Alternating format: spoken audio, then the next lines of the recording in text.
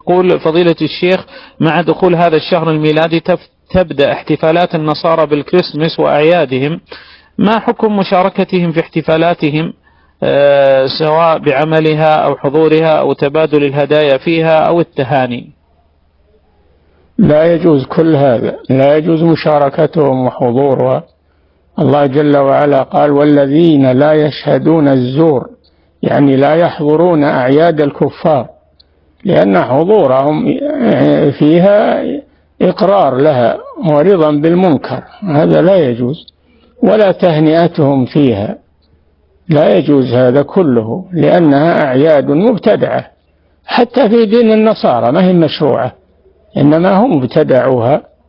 نعم.